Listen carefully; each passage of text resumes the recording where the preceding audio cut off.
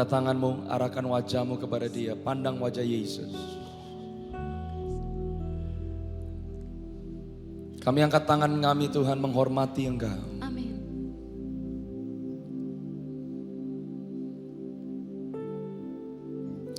Holy, holy, holy are you, Lord. Holy, holy, holy are you, Lord. The elders and angels bow, the redeemed worship you now. Holy, holy, holy are you, Lord. Holy, holy, holy are you, Lord. Holy, holy, holy are you, Lord. The elders and angels bow, the redeemed worship you now. Holy, holy, holy are you, Lord.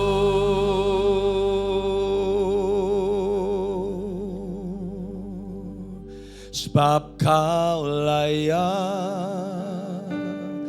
terima pujian, sebab Kau layak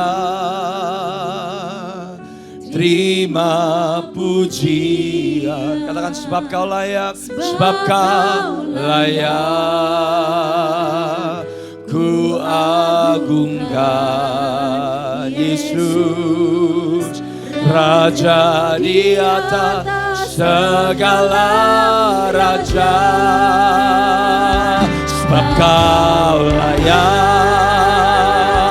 terima pujian, sebab Kau layak terima pujian, sebab Kau layak. Ku agungkan Yesus, Raja di atas segala raja. Come on, katakan sebab Kau layak terima pujian, terima pujian, sebab Kau layak. Ku agungkan Yesus, Raja di atas segala raja. Katakan sebab Kau terima, terima pujian, sebab Kau layak terima pujian, sebab Kau layak. Ku agungkan Yesus, Raja di atas. Sekali lagi mari semuanya, sebab Kau layak. Oh, terima pujian, terima pujian, sebab Kau layak. Ku agungkan Yesus. Kamu deklarasikan di atas segala raja. Katakan raja, raja di atas segala raja, raja di atas segala raja.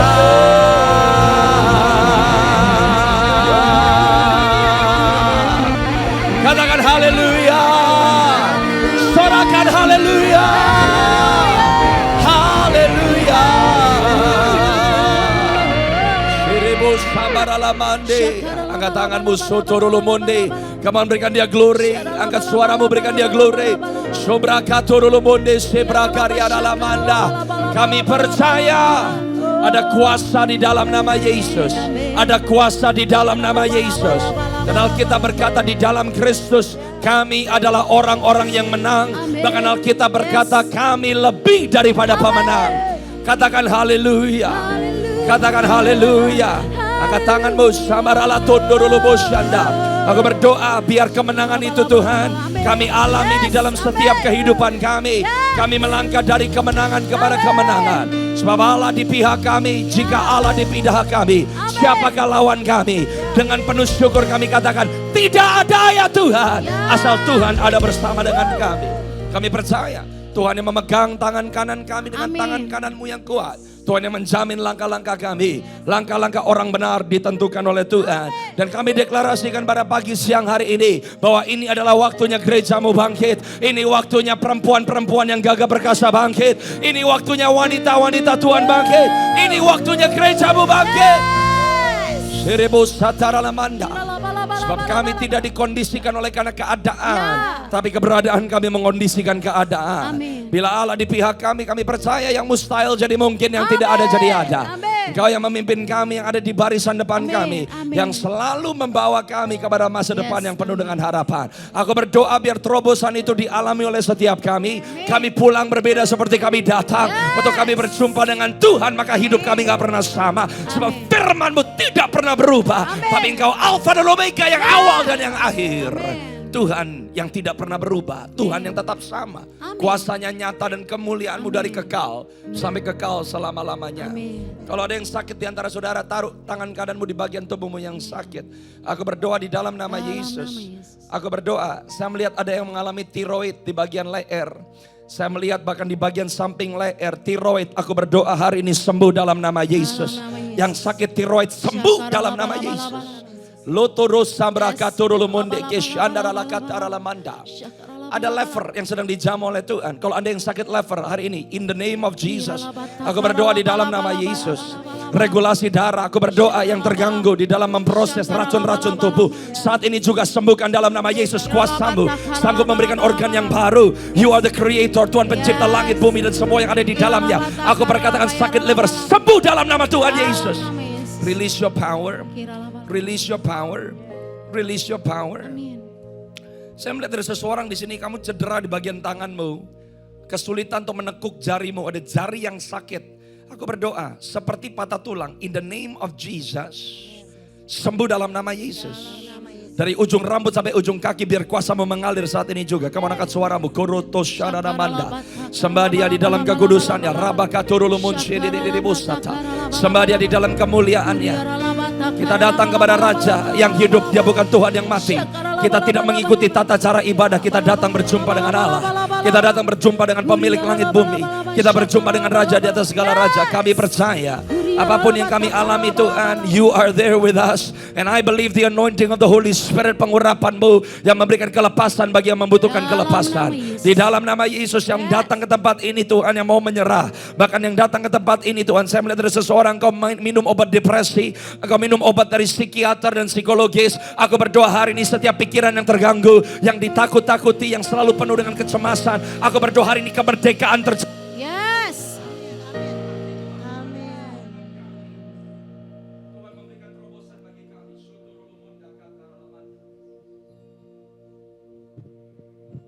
Terus berdoa saudara. Koreshotorolomunda katariyataralamanda. Angkat tanganmu. Sabarakatorolomun shindaralabakataralamanda. Aku berdoa tidak ada satupun yang datang ke tempat ini Tuhan akan pulang dengan tangan yang hampa. Lord, today is the day of our breakthrough in the name of Jesus. Today is the day of our breakthrough in the name of Jesus. Today is the day of our breakthrough in the name of Jesus. Aku berdoa yang seperti tangki yang kosong hari ini akan dipenuhi kembali dengan anggur yang baru, dengan minyak yang baru, dengan urapan yang baru. In the mighty name of Jesus. In the mighty name of Jesus. Ada seseorang di sini, kamu punya bisnis. Ada perkelutan yang terjadi dengan saudaramu sendiri. Saya perceive, saya rasakan di dalam roh, ini adalah kakak atau orang yang lebih tua di dalam keluargamu. Dan Tuhan berkata kamu gak perlu perang dengan kekuatan dan caramu sendiri. Sebab Tuhan yang menjadi pembela bagi engkau. Aku berdoa di dalam nama Yesus. Setiap hal yang menjanggal, setiap hal yang tidak terselesaikan, hari ini aku berdoa, let that anointing, that breakthrough kami bawa pulang Tuhan. In the name of Jesus. In the name of Jesus. Asal engkau percaya saja, God is for you. Dia ada untuk saudara, dia ada bersama dengan saudara. Terima kasih ya Abah. Terima kasih Tuhan Yesus. Terima kasih Tuhan untuk hamba-hambamu. Aku bersyukur untuk persekutuan doa ini. Hari ini biar kebenaran firman-Mu memberikan kepada kami landasan untuk kami melangkah. Sebab kami tahu iman selalu dilandaskan oleh firman. Tanpa firman tidak ada iman. Sebab iman bukan pengharapan bodong. Iman bukan pengharapan palsu. Iman bukan pengharapan kosong. Tapi iman bukan karena Tuhan mau atau tidak mau. Iman karena Tuhan yang menghendaki. Dan kami tahu apa yang firman Tuhan katakan. Kami gak mau menjadi orang-orang yang hanya tahu tentang janji-janji Tuhan. Tapi kami mau alami janji Tuhan dalam kehidupan kami. Waktu kami mengangkat tema pada hari ini, pemenang dalam segala hal. Kami tahu ini bukan hanya sekedar tema, ini bukan sekedar slogan, ini bukan hanya sekedar sebuah pernyataan. Tapi aku berdoa biar buat hamba-hambamu ini jadi realita. Dan Tuhan kalau engkau mau merubah keadaan, kau selalu merubah kami. Keadaan kami boleh belum berubah. Tapi waktu Tuhan mengubahkan kami, perspektif kami berbeda. Cara kami memandang berbeda. Cara kami menghidupi hidup kami berbeda. Sebab kami tahu hidup bukan pemberian, hidup adalah pertanggungjawaban. Hidup bukan pemberian, tapi hidup adalah kepercayaan. Ajari kami hari ini Tuhan untuk bisa dipercaya. Karena kami mau dipercaya, kami gak datang kepada Tuhan, selalu meminta Tuhan melakukan sesuatu seperti engkau dukun. Tapi dimulai dari kami merendahkan hati, mengerti siapa kami. Dan siapa Tuhan yang kami sembah di dalam nama Yesus. Bapa terima kasih engkau yang sudah memulai pekerjaan yang baik di dalam dan melalui para hamba-hambamu di tempat ini. Tuhan setia untuk membawa kami semua sampai di garis akhir kami. Kami gak mau kandas di tengah jalan Tuhan. Tapi ubahkan kami menjadi seperti Kristus. Itulah kenapa kami hidup. Kami hidup untuk mengenal Tuhan dan dikenal oleh Tuhan. Terima kasih ya Abah. Terpuji namamu dari kekal sampai kekal selama-lamanya. Di dalam nama Tuhan Yesus Kristus yang siap untuk menerima kebenaran firman. Mari sama-sama dengan saya katakan amin. Berikan tepuk tangan yang meriah buat Tuhan Yesus. Silakan duduk dalam hadirat Tuhan saudara. Selamat pagi dan shalom. Selamat pagi dan shalom. Berapa banyak yang bersyukur di hari Rabu boleh ada di dalam persekutuan orang percaya. Lambaikan tangan saudara. Dan saya percaya kalau saudara datang ke tempat ini, saudara datang untuk menerima sesuatu dari Tuhan. Tapi terlebih di dalam persekutuan orang percaya, saudara saling menguatkan adalah saling membangun. Oleh sebab itu kita disebut tubuh Kristus, amin. Saudara saya mengucap syukur kesempatan yang diberikan untuk melayani di persekutuan doa di tempat ini. Sungguh sukacita yang besar dan saya sangat bersukacita Ibu Gembala di tempat ini yang mengundang bersama semua ibu-ibu, semua wanita-wanita yang perkasa, tentu ada pria-pria termasuk yang berbicara juga pria. Saya bersyukur bahwa Tuhan sedang mempersiapkan gerejanya yang kuat, Tuhan sedang membangkitkan tentaranya dan saya percaya di dalam kehidupan setiap orang yang diubahkan oleh Tuhan, karena kita terlebih dahulu diubahkan Tuhan, kita membawa perubahan. Yang percaya dan mengerti katakan amin. Saudara, tidak ada satu hal pun yang Tuhan lakukan dalam kehidupan saudara itu sia-sia. Tapi kalau Anda mengalami kemenangan, kemenangan tidak terjadi terlebih dahulu karena Anda melihat situasi Anda berubah. Tapi orang yang ada di dalam Kristus, saudara dan saya diubahkan terlebih dahulu. Saudara dan saya keselamatan di dalam Kristus mencakup dua hal. Yang satu transformasi, yang kedua reformasi. Transformasi artinya kita diubahkan. Alkitab berkata oleh karena darah anak domba Allah kita dipindahkan dari kerajaan gelap kepada terangnya yang ajaib. Tapi keselamatan tidak hanya kita dipindahkan dari kerajaan gelap kepada terang Tuhan yang ajaib. Sebab keselamatan di dalam Kristus Yesus bukan hanya ngomong tentang transformasi. Tapi saudara dan saya direformasi. Reformasi terjadi waktu saudara dan saya mengizinkan untuk diri kita dimuridkan oleh Tuhan. Kalau saya katakan transformasi kita berubah, maka reformasi kita berbuah. Waktu kita ditransformasi, kita diubahkan. Kita menjadi manusia yang lain. Kita menjadi ciptaan yang baru. Kita menjadi manusia yang baru. Tapi kata reformasi bukan diubahkan, tapi kita diselaraskan. Kita dikembalikan kepada pola yang awal. Reformasi terjadi di dalam pikiran. Oleh sebab itu Roma pasal yang ke-12 ayat yang kedua berkata, janganlah menjadi serupa dengan dunia ini tetapi berubahlah oleh pembaruan budimu. Perubahan di dalam pikiran tidak terjadi seperti waktu kita mengalami lawatan dan jamahan Tuhan. Saudara dan saya bisa datang dengan hati yang depres, Anda butuh pengharapan, Anda dililit utang, Anda udah gak tahu gimana caranya bayar utang. Anda datang di dalam hadirat Tuhan, ibadah entah itu ibadah 10 orang, 100 ribu orang. Anda dijamah oleh kasih Tuhan, Anda tahu bahwa Tuhan tidak meninggalkan saudara. Anda pulang dengan kelegaan, transformasi terjadi di dalam hati saudara. Waktu saudara meresponi dan Anda berkata, saya mau mengakui bahwa ada Tuhan. Saya mau menyerahkan hidup saya kepada Tuhan. Saya mau mengizinkan Tuhan mulai intervensi hidup saya. Transformasi mulai terjadi. Tapi Anda pulang di rumah saudara, bukan berarti suami yang tadi ngebukin saudara berubah, tiba-tiba jadi saint. Bukan berarti utang yang saudara harus bayar tiba-tiba dilunaskan. God can do it, dia bisa lakukan itu. Tapi waktu Anda bisa ngalamin lawatan zaman kasih Tuhan, Anda pulang kembali ke rumahmu, Anda kembali kepada masalahmu, ternyata masalahmu belum berubah.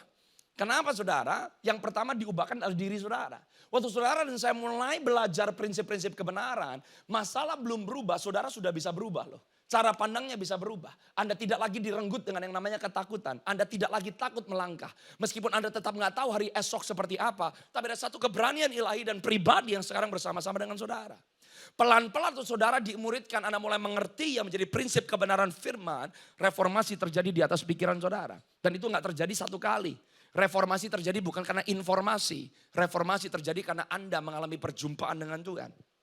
Kenapa kita disebut murid? Kenapa kita tidak disebut pelajar? Bahasa Inggrisnya disciple and student. Saudara dan saya adalah disciple bukan student. Kalau student, Anda pelajar, Anda datang belajar. Banyak orang suka belajar, dengerin khotbah, terus pendetanya dikritik ya. Terus Anda lihat yang mana yang bagus, yang mana gak bagus. Tapi seorang pelajar belum tentu menjadi seperti gurunya. Tapi kalau seorang murid, murid bukan hanya belajar. Tapi murid diubahkan, murid dibentuk, murid dijadikan, murid diselaraskan, murid dibawa oleh sang guru untuk menghidupi dan menjalani jejak yang pertama dilewati oleh gurunya. Murid Kristus bukan hanya belajar. Yesus berkhotbah di depan ribuan orang. Murid juga dengar khotbah yang sama. Tapi bedanya murid-murid praktek. Dan gak ada murid Yesus yang sempurna. Pemuritan adalah orang-orang yang tidak sempurna, rela untuk disempurnakan menjadi yang seperti yang sempurna. Itu pemuritan. Mereka babak belur bikin salah, jatuh bangun. Tapi murid, Anda mengalami perjumpaan dengan sang guru. Dan saudara dimampukan oleh Roh Kudus yang diutus waktu Yesus kembali ke surga. Supaya saudara dan saya bukan hanya mengikuti seorang sosok. Tapi saudara dan saya diubahkan supaya yang sosok itu pikirkan. Yang sosok itu rasakan. Yang sosok itu lakukan. Anda juga bisa lakukan. Makanya kita disebut murid-murid Kristus. Yang diubahkan menjadi seperti Kristus. Perubahan gak terjadi waktu keadaanmu berubah terlebih dahulu. Dan banyak orang Kristen sekarang victim mentality. Saya seperti ini karena suami. Saya seperti karena istri. Saya seperti ini karena gereja. Gak ada satu orang pun yang bisa datang kepada Tuhan dan berkata, saya tidak bisa bertanggung jawab karena orang lain. Saudara tidak bisa kontrol yang orang lain lakukan terhadap engkau. Tapi bagaimana Anda hidup, Anda bisa kontrol. Jadi kalau orang kepahitan, Anda benci gereja, Anda benci rumah Tuhan, Anda benci Tuhan bahkan karena pendeta, karena suami, karena orang Kristen. Saudara dan saya rugi kalau Anda membuat keputusan berdasarkan kebencian dan perbuatan orang lain. It's time for Christians untuk mengambil sikap dan berkata bahwa kalau aku berjalan bersama dengan Tuhan, Anda gak sesali masa lalumu, Anda gak sesali keluargamu, Anda gak sesali suamimu siapa, kamu gak sesali orang tuamu seperti apa, kamu gak sesali perjalanan hidupmu karena Anda tahu bersama dengan Tuhan yang mustahil jadi mungkin. Dia memimpin saudara kepada masa depan yang penuh dengan harapan. Dan selama Anda berjalan bersama dengan Tuhan, selama Anda hidup mengenal sang pribadi Yesus. Dan dia yang bertanggung jawab atas kehidupan saudara. Karena sekarang fokus orang yang ngikut Yesus sudah bukan lagi yang menjadi kepentinganmu sendiri. Bukan lagi kebutuhanmu sendiri. Tapi Anda menyenangkan hati Bapa. Seperti Yesus bukan hidup untuk dirinya sendiri. Dia hidup untuk Bapaknya. Dia ada di bumi 3,5 tahun. Kenapa dia harus pergi? He lives for the will of the Father. Waktu saudara dan saya mulai berubah cara pandangan kehidupan, tujuan hidup mulai berubah. Kebutuhan saudara selama tinggal di bumi. Kesejahteraan saudara selama tinggal di bumi. Yang menjadi primer, kebutuhan-kebutuhan primer selama Anda di bumi. Itu menjadi tanggung jawab Tuhan. Tuhan yang berdaulat, dia yang menyertai saudara. Bahkan lewat musim baik atau tidak baik, Anda tahu Allah turut bekerja di dalam segala hal. Karena yang ditarget buat Tuhan bukan keadaanmu. Yang ditarget oleh Tuhan adalah merubah saudara dan saya. Semakin hari semakin mengenal siapa dia dan serupa seperti Kristus. Lewat keadaan yang kita bisa alami. Yang mengerti katakan amin. Sekarang buka Ayub 1 ayat 1 sampai 5. Satu hari Tuhan menyingkapkan kepada saya, kalau Anda mau jadi pemenang dalam hidup, Anda harus mengerti apa itu artinya menjadi seorang pemenang. Dan nanti saya akan kasih tahu sama saudara adalah satu kunci yang Tuhan katakan kepada kita, hidup di dalam sukacita. Kalau Anda nggak bersukacita, Anda nggak bisa berkemenangan. Sukacita berbeda dengan bahagia. Sukacita bukan Anda terima jawaban doa dulu, suami pulih dulu, kesehatan sembuh dulu, baru Anda bersukacita. Itu namanya senang atau itu namanya bahagia. Tapi Alkitab berkata di 1 Tesalonika pasal yang kelima, bersukacitalah senantiasa. Bagaimana caranya bisa dia dalam keadaan baik, tidak baik, bahkan Anda tidak mengalami terobosan, Anda tetap bisa bersukacita. Karena kalau Anda berbahagia, yang senang saudara. Tapi kalau Anda bersukacita, yang senang bukan saudara. Anda bisa di dalam keadaan yang tidak menyenangkan, tapi kalau Anda bersukacita, kenapa Anda bisa bersukacita? Karena Tuhan yang disenangkan. Makanya sukacita salah satu buah roh. Berarti kalau itu buah, sukacita ada, hadir, lahir karena pekerjaan Roh Kudus di dalam kehidupan seseorang. Pertama saya mau kasih contoh dulu. Ada nggak ayatnya bisa ditampilkan? Ayub 1 ayat 1 sampai 5. Saudara kalau baca cerita tentang Ayub, saya juga sempat berkata, kenapa ya Tuhan izinkan apa yang dialami oleh Ayub? Dia orangnya saleh, dia kaya raya, cinta Tuhan. Anda pasti tahu kalau garis besar cerita kitab Ayub adalah waktu anak-anak Allah termasuk setan datang menghadap Tuhan di tahtanya. Tuhan yang promosi Ayub. Tuhan tanya sama setan, kamu dari mana? Kamu lihat gak anakku Ayub? Dan 2 kali setan naik banding sama Tuhan. Coba kalau kamu angkat pagarmu. Ayub pasti ngutukin kamu. Coba kamu angkat tanganmu dari kesehatannya. Pasti dia kutukin kamu. 2 kali Tuhan bilang, aku izinkan kamu mengocoh kehidupan Ayub, tapi jangan sentuh nyawanya. Anda tahu ya, orang kaya raya hilang semua. Istri meninggalkan dia, anak mati semua kebakaran. Semua harta ludes dalam 1 hari. Istrinya ninggalin dia, gak cukup seperti itu. Dia kena penyakit borok sampai badannya dari ujung kepala sampai ujung kaki. Semuanya nanah. Dan Anda tahu ceritanya Ayub. Saya berkata, why? Kenapa Tuhan lakukan itu? Ternyata di tengah-tengah kehidupan Ayub yang kelihatannya sempurna, ada sesuatu yang gak sempurna dengan Ayub. Kita baca dulu. Ayub 1 ayat 1 sampai ayat yang kelima. Ada seorang laki-laki di tanah Uz bernama Ayub. Orang itu saleh dan jujur. Berarti orangnya punya karakter baik loh. Orangnya mengikuti prinsip tabiat ilahi. Ia takut akan Allah dan menjauhi kejahatan. Mau kurang apa lagi? Bukankah orang Kristen sekarang suka berkata, saya udah ke gereja, kasih perpuluhan, mengembalikan perpuluhan, kasih persembahan, melayani. Kenapa? Tuhan izinkan itu terjadi dalam hidup saya. Lah Ayub. Ia mendapatkan, apa saudara, 7 anak laki-laki, 3 anak perempuan. Yang memiliki 7.000 ekor kambing domba. Catat ya, berapa jumlah. Dia memiliki 7.000 ekor kambing domba, 3.000 ekor unta, 500 pasang lembu, 500 keledai betina, dan budak-budak dalam jumlah yang sangat besar. Sehingga orang itu adalah yang terkaya dari semua orang di sebelah timur. Anak-anaknya yang lelaki biasa mengadakan pesta di rumah mereka masing-masing menurut giliran, dan ketiga saudara perempuan mereka diundang untuk makan dan minum bersama-sama mereka.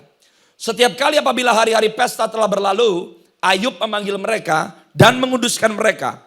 Keesokan harinya pagi-pagi bangunlah Ayub lalu mempersembahkan korban bakaran sebanyak jumlah mereka sekalian. Sebab pikirnya, mungkin anak-anakku sudah berbuat dosa dan telah mengutuki Allah di dalam hati. Demikian dilakukan Ayub senantiasa. Jadi yang dikerjakan oleh Ayub dari ayat 1 sampai ayat 4 ini terus menerus. Apa yang kurang dari Ayub? Anak-anaknya. Yang menarik Anda baca Ayub 1 ayat 1 sampai 5. Dia punya 7 anak laki-laki dan 3 anak perempuan. Nama anak laki maupun anak perempuannya tidak pernah diberitahukan kepada kita.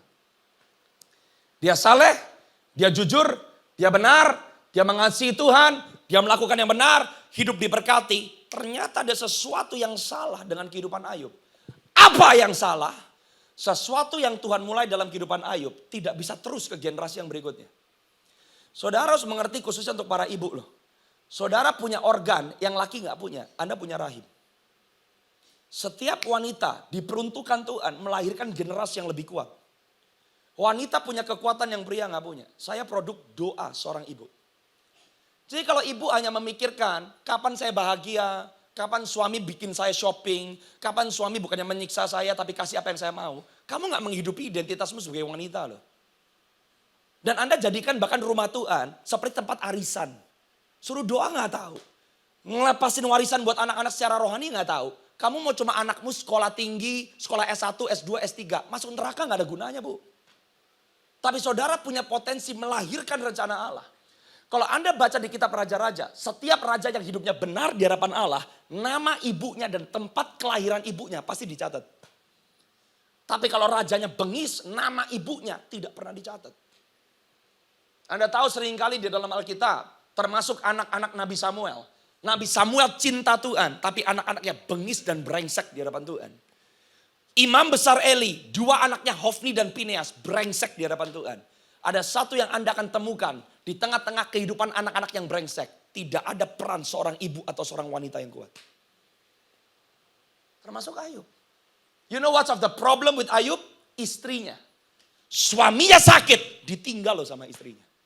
Ternyata salah satu yang akan menghancurkan kehidupan Ayub, istrinya sendiri. Saudara, Anda penghancur atau pembangun kehidupan suamimu. Istri gampang, demand. Woman, mana fungsinya husband? Tapi saya mau bertanya kepada para perempuan, sudahkah engkau melakukan yang menjadi fungsimu? Laki butuh penolong. Tuhan tidak pernah menciptakan penolong buat perempuan. Kalau perempuan seorang penolong buat laki, berarti yang lebih kuat yang ditolong atau yang menolong? Yang nolong! Ada sesuatu yang wanita miliki, yang laki gak punya. Dan Anda diciptakan segambar serupa dengan Allah. Bukan jadi seperti laki. Tapi di dalam identitasmu di dalam Tuhan, di dalam fungsimu sebagai seorang perempuan yang ilahi. Anda melakukan yang pria gak bisa lakukan. Dan ternyata yang terjadi nanti saudara, istrinya Ayub diganti loh. Satu hal yang Ayub lakukan yang salah apa? Dia bapak yang baik, anaknya brengsek, anaknya bikin salah. Jangan sampai anaknya berdosa. Dan Ayub tiap kali terus mempersembahkan korban. Menurut kasat mata, ini adalah peran ayah yang baik. Tapi di mata Tuhan, itu menghancurkan Ayub. Ada orang tua, anaknya bikin apa aja Anda bela. Karena itu anak, demi anak. Kamu gak hidup demi anak. Kamu hidup demi Tuhan yang mati buat kamu. Kamu gak hidup demi suami. Kamu gak hidup demi nama martabat keluarga. Kamu gak hidup demi nama keluarga. Kamu gak hidup demi warisan. Kamu gak hidup demi harta. Di dalam Kristus saudara dan saya punya pengharapan kenapa. Apapun yang orang bisa lakukan. Tapi yang tergantung di atas kayu salib bukan manusia. Tapi Yesus yang pertama mengasihi saudara dan saya. Ayub bela anaknya. Lakukan bagiannya. Berdiri buat anaknya. Tapi Tuhan bilang kamu kayak begitu Ayub. Mati kamu. Setiap kali kalau Tuhan mau promosikan seseorang, dia akan expose yang menjadi kelemahan saudara loh. Anda akan lewat masalah-masalah yang kamu gak ngerti. Kenapa Tuhan izinkan? Tapi Tuhan tidak pernah lakukan sesuatu untuk mengerjai anak-anaknya. Setiap yang Tuhan lakukan memiliki tujuan yang ilahi. Kalau Anda bisa tangkap tujuan Tuhan, tidak ada satupun bahkan yang buruk dalam hidup saudara, yang Tuhan tidak akan ubahkan mendatangkan kebaikan bagi kehidupan saudara. Yang mengerti katakan amin. Coba lihat bedanya setelah Tuhan merestorasikan Ayub. Tolong buka buat saya, Ayub pasal 42. Paling terakhir di kitab Ayub, Ayub 42 ayat 12 sampai ayat yang ke-17. Saya kasih lihat bedanya apa. Supaya saudara dan saya bisa mengerti. Tidak semua keadaan yang buruk itu kayak tuh, saudara merasa ini kerjaannya setan untuk mengocoh. Dari kejadian Ayub, Tuhan melakukan dua kemenangan. Dia permalukan setan. Karena setan yang minta untuk pagar pelindungan Tuhan diangkat dari Ayub. Satu, setan dilucuti oleh Tuhan. Yang nomor dua, Tuhan memberkati Ayub. Apa yang tadinya di Ayub 1, kelihatannya semuanya bagus tapi ada kekurangan. Tuhan memakai yang direka-reka iblis sebagai kejatuhan menjadi suatu kebangkitan. Bukan hanya Tuhan melucuti setan, tapi Ayub diberkati lebih lagi. Bukan hanya dengan harta yang 2 kali lipat. Tapi ada sesuatu yang tadinya bisa menghancurkan Ayub di masa depannya, di generasi berikutnya. Tapi Tuhan memastikan bahwa kemakmuran Ayub bukan hanya satu generasi, tapi lintas generasi. Coba lihat. Ayub 42 ayat 12 sampai 17. Tuhan memberkati Ayub dalam hidupnya yang selanjutnya. Katakan sama-sama dengan saya, hidup selanjutnya. Di dalam Kristus Anda tidak ditentukan karena masa lalu. You have a future. Karena Tuhan yang memimpin saudara, dia jalan di depan. Kebanyakan orang bukannya dipimpin Tuhan, berusaha mimpin Tuhan. Kamu gak tahu masa depan. Gak ada yang tahu. Tapi kenapa banyak orang di dalam Kristus tetap ketakutan dengan masa depan? Karena Anda yang pengen melangkah maju terlebih dahulu, bikin keputusan sendiri, gak mau tahu prinsip kebenaran, gak mau tahu dengar isi hati Tuhan, gak mau diubahkan. Anda jalan ngeloyor di depan, terus berkata, Tuhan, Engkau Bapa yang baik. Berkati langkah-langkahku, sebab Tuhan Bapa yang baik. Nggak diberkati, karena itu bukan langkahnya Bapa. Kalau hidup orang percaya di tengah-tengah masa depan yang tidak menentu, yang ambil posisi memimpin Yesus, saudara dan saya tetap nggak ngelihat masa depan seperti apa, tapi yang Anda pandang sudah bukan yang tidak kelihatan lagi. Yang Anda pandang punggungnya Yesus. Asal Anda lihat punggungnya Yesus, kemana dia memimpin, Anda pasti menuju ke masa depan yang penuh dengan harapan. Kenapa? Yang bawa saudara ke sana bukan dirimu sendiri, tetapi Tuhan. Kenapa Anda pandang punggungnya Yesus? Di punggungnya Yesus Anda lihat bilur. Oleh karena bilur-bilur Yesus Anda sembuh. Oleh karena bilur-bilur Yesus Anda yang tadinya kekurangan Anda ditambahkan. Dia Jehovah Jireh yang menyediakan. Dia Jehovah Rafa yang menyembuhkan. Dia Jehovah Syama yang menyertai. Dia Jehovah Nisi panji-panji keselamatanmu. Asal Anda lihat bilurnya Yesus di tengah lembah kelam seperti apapun, Anda tetap nggak tahu kapan masalahnya selesai. Anda nggak pernah tahu kapan terobosannya datang. Asal Anda tahu siapa Yesus, Anda tahu di tengah-tengah sakit penyakit ada jawaban sebab Dia yang menyembuhkan. Waktu Anda rasa sendiri, Jehovah Syama, Dia menyertai saudara. Yang mengerti katakan amin. Coba ayat yang munculin lagi. Ayub pasal yang ke-42. Dan kita berkata, di hidupnya yang selanjutnya daripada dalam hidupnya yang dahulu, yang mendapat 14.000 ekor kambing domba. Tadinya berapa? 7.000 ekor. Dan 6.000 unta, tadinya berapa? 3.000. 1.000 pasang lembu, tadinya berapa? 500. 1.000 ekor keledai betina, tadinya berapa? 500. Saudara jangan berhenti cuma di sini. Karena berkat yang sejati bukan ini. Untuk Tuhan mau kasih lebih, kasih double, kasih kemenangan, gampang. Tapi ini semua gak ada artinya. Kalau ayat 13 dan 14 gak masuk. Ayat 13. Ia juga mendapat 7 orang anak laki-laki dan 3 orang anak perempuan. Jumlah kambing, jumlah dongki, jumlah ternak, semuanya double. Tapi jumlah anak gak double loh.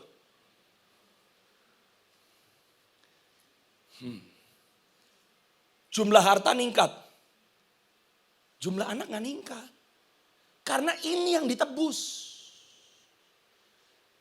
Di hidup yang lama, 7 anak laki Ayub dan 3 anak perempuannya melempem.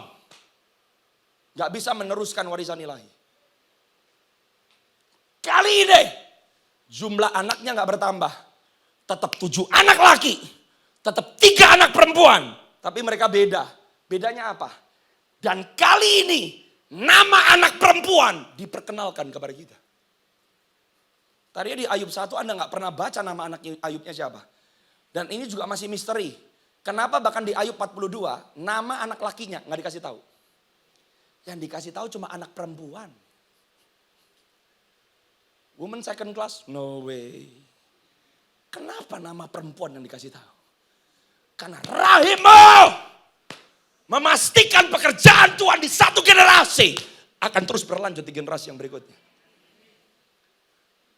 3 anak perempuan Ayub namanya siapa? Yemimah, Kesya, Keren Hapuk. Yemimah artinya dove, hari lepas hari. Roh yang kuat. Kesya seperti pohon akasia. Memiliki resilience. Gak gampang meleyot, gak gampang patah, gak gampang retak. Jiwa kuat. Keren Hapuk. Hapuk adalah salah satu bahan yang dipakai oleh wanita pada zaman itu. Untuk kosmetik wajah. Roh, jiwa, tubuh dipelihara oleh Tuhan dengan sempurna. Kamu bisa menang dalam segala musim. Bisa. Dan yang Tuhan mau kasih adalah strong in the spirit. Strong in your soul. Strong in your emotion. Strong physically. Ayat yang selanjutnya. Di seluruh negeri. Tidak terdapat perempuan yang secantik anak-anak Ayub. Di Ayub 1 gak disebut seperti ini. Ada sesuatu kualitas yang anak-anak Ayub di hidupnya yang dulu mereka gak punya. Mereka diberi ayahnya milik pusaka. Di tengah-tengah saudara-saudaranya yang laki-laki. Can you imagine? Di kultur orang timur pada waktu itu. Anak perempuan gak dapat warisan. Tapi kali ini anak perempuan tiga-tiganya dapat milik pusaka. di antara 7 saudaranya. Tuhan sanggup membuat hidupmu yang mungkin Anda grow up, orang tuamu berasa kamu gak bisa jadi apa-apa. Suamimu selalu ngejek kamu. Suamimu selalu bilang kamu istri yang gak berguna. Kamu perempuan yang gak berguna. With God! Yang hilang dari hidupmu, bahkan yang gak pernah ada dalam hidupmu. Tuhan bisa kasih dengan cara yang ajaib loh. Lanjut ayat yang berikutnya. Dan Alkitab berkata, Ayub 42. Sesudah itu, Ayub masih hidup 140 tahun lamanya. Ia melihat anak-anaknya dan cucu-cucunya sampai keturunan yang ini. Kalau Ayub tidak digojlok, kalau Ayub gak lewatin masalah, kalau Ayub gak lewatin proses, kalau Ayub gak lewatin sakit, kalau Ayub gak lewatin kemiskinan, kalau Ayub gak lewatin rasanya ditinggal Tuhan, maka Ayub tidak melihat generasi lepas generasi akan mengalami Tuhan yang sama yang menyertai dia pada generasinya. Tuhan tidak akan pernah menyanyiakan semua hal yang di mata saudara buruk. Tapi kalau saudara dan saya mau mengizinkan Tuhan mengubah hidup kita, yang Anda pikir buruk, Tuhan sedang bekerja. Sebab dia tidak mau hanya engkau yang diberkati. Tapi Alkitab berkata, anak dan cucu orang benar perkasa di bumi ini yang mau katakan amin. Haleluya, katakan haleluya. Coba Habakuk 3, 17-19. Supaya Anda harus cinta firman. You have to grow up. Jangan jadi orang Kristen yang melas. Isi Alkitab gak tahu. Cuma dengerin khotbah, kritik. Tiap kali datang ke dia tuh nangis aja. Sebenarnya gemes sama orang Kristen kayak begitu. Kamu gak ngerti kenapa Tuhan Yesus mati. Kalau kamu ngerti siapa Tuhan bersama dengan kamu, you are unstoppable. Kamu gak bisa dihentikan. Kamu undefeated. Makanya jangan jadi orang Kristen skeptik, pesimis. Muka kayak pepaya. Selalu skeptik. Ngapain kamu ikut Tuhan? Ikut aja yang lain. Orang yang bersama dengan Tuhan, kamu punya optimis loh. Kamu punya cara pandang yang berbeda loh. Anda bisa di tengah masalah but you have joy. Makanya waktu Yesus menyeberang Danau Galilea bersama dengan murid. Topan, badai, angin, ribut. Kenapa dia bisa tidur? Karena damai bukan keadaanmu tenang. Damai adalah saudara tenang di tengah-tengah keadaan yang tidak tenang. Gitu loh. Makanya sukacita itu bukan mana jawaban. Saya bagaimana bisa bersukacita pastor? Tuhan belum jawab doa saya. Kamu gak ngerti sukacita itu apa. Kamu jangan sampai kita mix atau kita campur joy dengan happy. Joy bukan happy. Happy bukan joy. Coba Habakuk 3 ayat 17-19. Kalau kita berkata, Anda baca seluruh kitab Habakuk. Habakuk isinya seorang nabi yang selalu komplain. Kenapa Tuhan lakukan itu? Kenapa Tuhan gak tolong Israel? Kenapa bangsa ini? Kenapa bangsa itu? Kapan Tuhan tolong? Kapan Tuhan datang? Kenapa ABC? Habakuk 1, Habakuk 2. Seorang nabi Habakuk komplain terus. Di Habakuk 3, 17-19. Di akhir kitab Habakuk. Israel belum mengalami terobosan. Israel belum ditolong Tuhan. Israel belum terima lawatan. Israel belum terima kemerdekaan. Tapi Habakuknya berubah. Bahasa Indonesia bilang gini, sekalipun pohon ara tidak berbunga. Kalau di bahasa Inggrisnya ada satu kata yang hilang di bahasa Indonesianya. Apa kata yang hilang? Sekalipun pohon ara tidak akan berbunga. Pohon anggur tidak akan berbuah. Hasil pohon zaitun akan mengecewakan. Sekalipun ladang-ladang tidak akan menghasilkan bahan makanan. Ada orang yang merasa, ya udahlah saya tetap kuat. Karena kalau nggak hari ini besok saya terima. Kamu nggak bisa bersukacita seperti itu. Kalau orang bersukacita, meskipun itu terobosan nggak akan datang. Itu jawaban doa nggak akan datang. Yang kamu harapkan nggak akan dikasih. Seperti Sadrak, Mesak, Abednego yang berkata, meskipun Tuhan nggak tolong kami tetap tidak akan menyembah patung itu. Baru sukacita bisa muncul dari dalam saudara. Sukacita bukan di belakang, sukacita di depan. Tolong ayatnya ditampilkan lagi. Meskipun tidak akan ada tuayan, tidak akan ada buah, tidak akan ada ternak, tidak akan ada lembu dalam kandang, ayat 18. Tetapi aku akan, you see? Sukacita itu atau tapi. Nah, iya.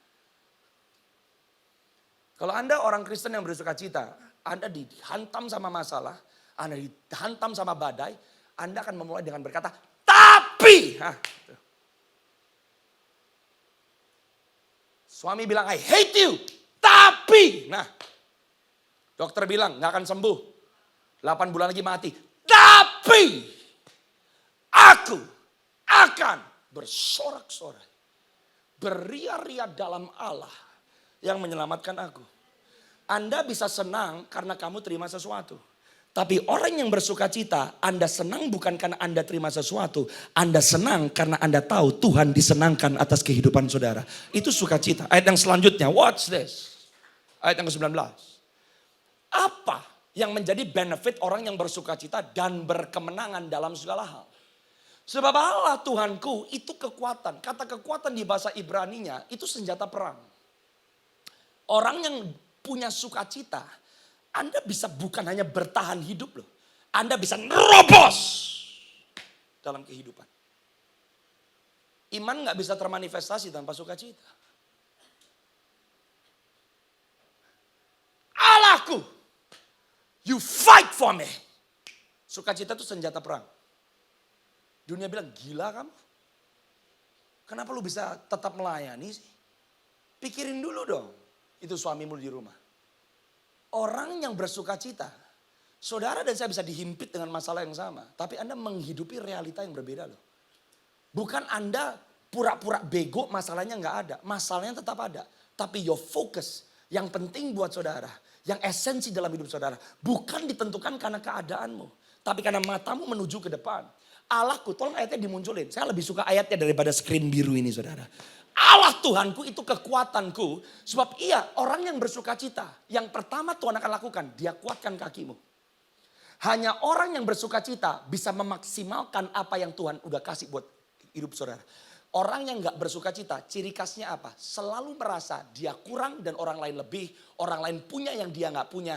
Orang yang tidak bersuka cita selalu merasa dirinya sebagai orang yang kalah, miskin, kehilangan dan selalu rendah daripada orang lain.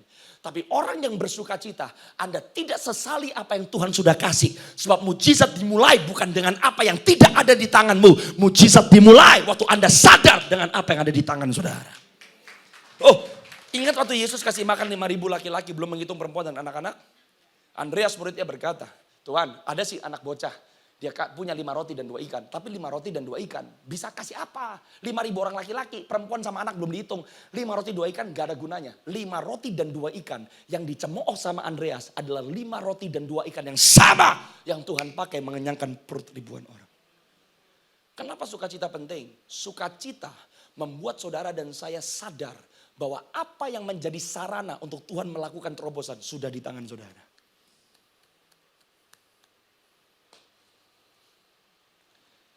Ia menguatkan kakiku. Yang pertama dikuatkan dirimu dulu. Dia make sure kamu tahu. Yang kamu miliki. Yang kamu pikir gak bisa. Yang kamu pikir gak sanggup. No, when you have joy. Tiba-tiba yang kelihatannya biasa udah gak lagi biasa. Yang kelihatannya biasa jadi luar biasa. Kenapa? Kamunya masih biasa. Tapi sekarang Anda lebih memandang Tuhan yang luar biasa daripada dirimu sendiri yang biasa-biasa. Baru setelah itu ia membiarkan aku berjejak. Untuk Anda tahu apa yang Tuhan udah kasih buat saudara. Anda tahu dimanapun Tuhan menempatkan saudara, di keluargamu, komunitasmu, situasi, whatever. Dia membuat saudara berjejak. Berjejak di bahasa Ibrani kata darak. Kata darak itu seperti panah. Kalau mau meluncurkan anak panah, itu ditarik. Sukacita membuat saudara bisa versatile. Orangnya lentur. Gak gampang patah semangat. Gak gampang cengeng. Beda loh ya nangis karena mengingat kebaikan Tuhan sama nangis karena meratapi hidup. Kadang-kadang kalau nangis kebanyakan akan meratapi hidup. Tuhannya tutup mata, tutup kuping. Beda sama orang menangis karena tahu Tuhan you are so good. Itu beda tuh. Gak semua tangisan diterima oleh Tuhan.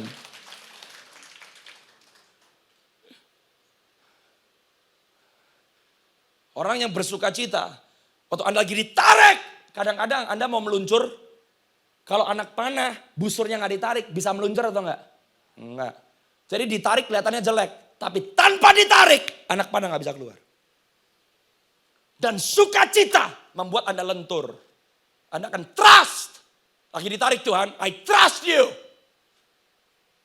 Janjimu gak berubah. Lagi gak enak, I trust you. Sukacita membuat saudara dan saya mau menjadi satu, selaras, setuju, mengikut dengan rencana Tuhan. Orang yang tidak bersukacita, Anda akan selalu lawan kehendak Tuhan. Tuhan ngomong A, lu bilang B. Dia ngomong D, lu bilang E. Kapan ketemunya? Gak pernah. Habakuk ngerti. Aku komplain terus dari dulu. No. Aku pegang janjimu Tuhan. Aku akan bersukacita. Ternyata sukacita ya Habakuk meninggalkan sebuah benih ilahi. Dan sampai hari ini yang dialami oleh Habakuk masih menjadi sebuah prinsip yang bisa diterapkan, dimakan, dihidupi, dialami. Bahkan oleh kita, keturunan ilahi oleh karena darah anak domba Allah. Yang mengerti katakan amin. Orang yang tidak bersukacita, hidupmu akan stuck. Orang yang tidak bersukacita, hidupmu akan selalu penuh dengan mengasihani diri sendiri. Hari ini pesan Tuhan buat saudara, bersukacitalah. Sebab sukacita adalah awal kemenangan saudara. Anda tidak bersukacita karena menang. Anda bersukacita meskipun belum menang. Karena waktu Anda bersukacita, Anda sudah menang. Hey, haleluya. Ayat terakhir boleh ya saudara? Matius 25. Ayat 23.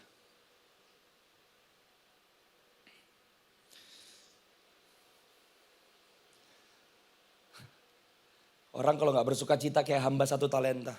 Komplain terus. Semua gak bisa. Anda baca Matius 25 ayat 14 dan seterusnya. Sebelum sang Tuhan pergi kepada masing-masing hamba, dia kasih sesuai kemampuannya. Jadi yang 1 talenta juga mampu sebetulnya. Kenapa dia gak bisa berbuah? Karena dia benci sama tuannya. Orang yang gak bersukacita, dengan cara tidak langsung Anda sedang bilang, I hate you God. Aku benci engkau Tuhan.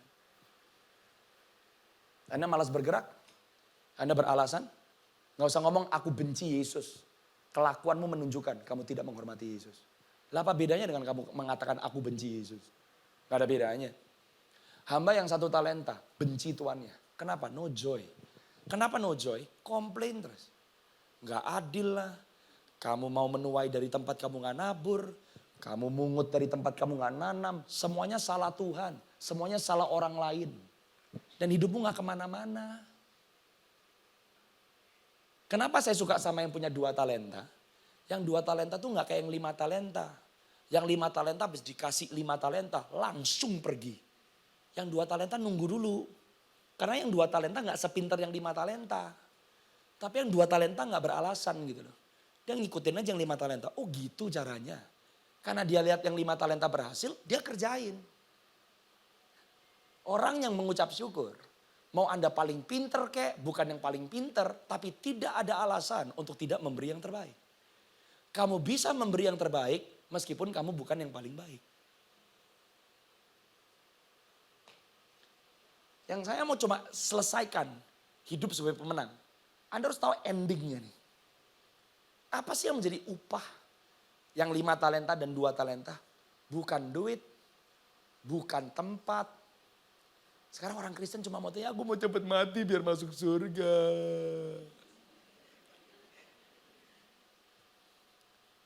Yesus gak mati buat cepet-cepet bawa kita ke surga. Anda baca dong Kejadian 1, manusia diciptakan di bumi bukan di surga. Nanti di kitab Wahyu bumi ini akan lenyap, nanti ada bumi baru. Kok kayaknya Tuhan tuh terobsesi dengan bumi sih? Karena dia pengen kita ada di bumi menyatakan surga di bumi. Dia mati bukan cuma cepet-cepet dan bangkit, bukan supaya kita cepet-cepet mau masuk ke surga. Karena surga bukan cuma tempat, surga itu kultur. Surga punya cara pandang, surga punya tabiat, surga punya budaya, surga punya duit, surga punya keterampilan, surga punya harta, surga punya talenta. Sama seperti bumi, bumi itu gak cuma tanah, gak cuma tumbuh-tumbuhan. Ada kreativitas, ada bangsa, ada perekonomian. Datangnya semua dari mana yang ada di bumi? Dari sorga. Kalau bumi aja kayak gini kita udah seneng, apalagi di sorga. Makanya dia lagi nyiapin orang-orang yang bisa membawa sorga di bumi. Pernah nanya mau cepat masuk ke sorga, ngapain lu di sorga?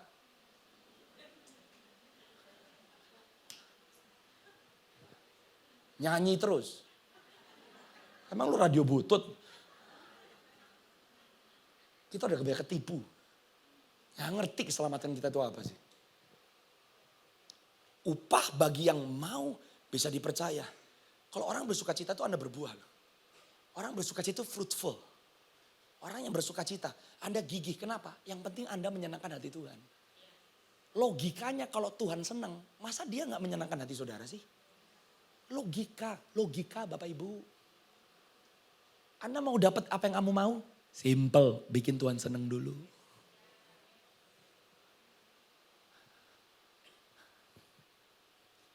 Kalau ada masalah, Tuhan tetap Tuhan. Mau ada masalah ke, nggak ada masalah ke, Anda tetap bisa menyenangkan hati Tuhan kok. Meskipun kamu nggak seneng. Tapi sukacita bukan lu yang seneng, Tuhan yang seneng. Tapi kalau kamu ngerti hatinya Tuhan, kalau dia senang, kamu pasti senang. Maka kata Tuhannya itu, lihat nih, upahnya apa sih? Baik sekali perbuatanmu itu, hai hambaku yang baik dan setia. Engkau telah setia. Tuh, yang membuat kapasitas bertambah bukan perbuatan baiknya, setianya. Perbuatan baik masing-masing orang beda. Tapi yang dinilai Tuhan bukan kapasitasnya, yang dinilai kesetiaannya. Gak perlu banding-bandingin sama orang lain. Karena kamu telah setia memikul tanggung jawab dalam perkara kecil, aku akan berikan kepadamu tanggung jawab dalam perkara yang besar. Jadi promosi datang bukan karena kekuatanmu. Promosi datang karena kamu bisa dipercaya. Kalau udah dapet yang kayak begini, matematikanya Tuhan, gak kayak matematika kita. Kenapa dunia 1 tambah 1 sama dengan 2? Kalau Anda dipercaya perkara yang lebih besar, Anda bisa 1 tambah 1, 2 tiba-tiba jadi 4. Karena dipercaya, nggak pakai kemampuanmu sendiri. Jadi selama Anda di bumi, Anda ngelihat kemuliaan Tuhan. Terus yang lebih dahsyatnya upahnya apa? Masuklah dan turutlah dalam kebahagiaan siapa saudara? Ayat yang selanjutnya dong, mana kata yang terakhir? Kebahagiaan siapa saudara? Nah, bukan sorga. Upah orang yang bersuka cita, Anda diajak berpartisipasi dengan kesenangannya. Jadi dimanapun Tuhan lagi senang, Anda ada di situ. Apa yang membuat dia senang akan membuat Anda senang. Nggak cuma sekedar duit, nggak cuma sekedar mobil, nggak cuma sekedar hal-hal yang ada di pikiran kita. Orang yang setia dan bersuka cita dan bisa dipercaya, apapun yang menyenangkan hati Tuhan, Anda akan diajak untuk bersenang-senang bersama dengan dia. Yang mengerti katakan amin. Jadi Anda pemenang atau bukan? Oh yes. Pemenang dalam segala hal. Baik atau tidak baik. Keadaan kondusif atau tidak kondusif. Anda pemenang dalam segala hal. Kapan Anda menang? Waktu Anda bersuka cita. Berdiri semua dalam hadirat Tuhan. Semangat amin. Perspektif berubah amin. Anda keluar dari sini masalah tetap ada. Tapi kalau saudara mengerti benih firman yang saya barusan taburkan. Tidak ada satu keadaan pun yang Tuhan akan biarkan terbuang dengan sia-sia. Saya berdoa Anda gak cuma punya 7 anak laki. Gak cuma punya 3 anak perempuan. Tapi Anda punya Yemimah. Anda punya Kesia. Anda punya Karen Habok. Bahkan perjanjian baru berkata, roh, jiwa dan tubuhmu dipelihara oleh Tuhan dengan sempurna. Haleluya. Angkat tanganmu tinggi-tinggi Bapak. Aku berdoa untuk para hamba-hambamu yang berkumpul di tempat ini. Firmanmu dilepaskan, aku percaya firmanmu adalah roh dan kuasa. Firmanmu menerobos, firmanmu kekuatan. Firmanmu pelita bagi kaki kami dan terang bagi jalan-jalan kami. Bapak aku berdoa impartasikan kuasa firmanmu. Semua orang yang berkumpul di PD Victory pada hari ini. Kami akan berlangkah di dalam kemenangan. Oh thank you Holy Spirit. Bawa kemenangan itu ke rumah tanggamu. Kemanapun kau pergi ke pernikahanmu. Aku berdoa Tuhan biar setiap kami mengerti. Karena ada kami situasi kami berubah. Karena ada kami membawa perubahan. Bapak aku berdoa hari ini yang lemah dikuatkan. Hari ini yang miskin diperkaya. Hari ini yang datang membutuhkan pengharapan akan pulang mengerti. Ada benih firman yang kami miliki. Dan engkau berkata asal kami punya iman sebesar biji sesawi. Maka kami bisa memindahkan gunung. Dan kami mau taruh iman percaya kami. Kami mau katakan ya Tuhan bahwa firman-Mu adalah ya dan amin. Kami mau belajar melangkah terlebih dahulu. Kami mau belajar mengikuti jejak Yesus. Kami tahu tahu Tuhan bahwa manusia tidak diciptakan untuk ada di dalam keadaan dunia yang seperti ini. Tapi selama kami hidup, kami mengenal Tuhan dan dikenal oleh Tuhan. Selama kami hidup, kami membawa kerajaan Allah. Dan kami mau Tuhan Yesus, karena kami adalah pengikut-pengikut Yesus, jadikan kami seperupa, segambar dengan Yesus. Supaya apa yang Yesus lakukan, kami juga lakukan. Di mana Yesus berada, di situ kami berada. Engkau yang ada di dalam kami, Alkitab berkata, jauh lebih kuat, jauh lebih berkuasa dari roh siapapun dan apapun yang kami hadapi di dalam dunia ini. Terima kasih Tuhan. Engkau gak pernah biarkan kami jalan sendirian, tapi Engkau selalu ada bersama dengan kami. Hari ini kami jawab Tuhan panggilan-Mu untuk kami jadi terang, kami jadi garam. Karena ada kami, keluarga kami berubah. Karena ada kami, pernikahan kami berubah. Karena ada kami, anak-anak kami berubah. Karena ada kami, bisnis, usaha dan semua yang Tuhan percayakan. Harus selaras dengan apa yang Alkitab katakan. Angkat tanganmu tinggi-tinggi. Urapi setiap tangan yang terangkat, aku berdoa. Urapi setiap tangan yang terangkat, aku berdoa. Urapi, terima dengan iman saudara. Aku berdoa, minyaki tangan anak-anakmu pada siang hari ini. Waktu Anda pulang, Anda tumpangkan tangan kepada anak-anakmu. Anda tumpangkan tangan kepada suamimu. Anda tumpangkan tangan kepada semua yang Tuhan sudah percayakan di tanganmu. Dan Alkitab berkata, apapun yang dipegang oleh tanganmu, Tuhan rindu untuk buat berhasil. Kemanapun kakimu melangkah, maka tanah yang kau injak menjadi milik pusakamu. Aku berdoa Tuhan, kemurahan, kebajikan yang belaka. Seperti yang dikatakan di kitab Mazmur 23. Ayat yang kelima dan ayat yang keenam itu kami alami dalam kehidupan kami. Berkati setiap hamba-hambamu Tuhan di PD Victory. Biar tempat ini jadi wadah terobosan, jadi wadah kelepasan, jadi wadah kebangkitan Tuhan. Khususnya untuk para wanita-wanita yang gagah perkasa, yang Tuhan sedang bangkitkan di akhir zaman ini. Korosyatara lamandara labashinde, ribaratara lalamandrosyotorulumundara katara lamansa, piatorulumunsa, baketorulumunde, lebrokut sabriatun narapakatorulumunsinde. Thank you Holy Father. Kami mau jawab panggilan-Mu. Ambil beberapa detik ke depan Tuhan. Ambil beberapa detik ke depan saudaraku dan bicara kepada Tuhan. Apa yang Tuhan sedang bicara kepada saudara saat ini? Apa yang menjadi perjanjian-Mu dengan Tuhan? Apa yang menjadi perjanjian-Mu dengan Tuhan? Apa yang jadi respon-Mu dengan firman yang kau dengar pada siang hari ini? Bicara kepada Tuhan right now. Right now.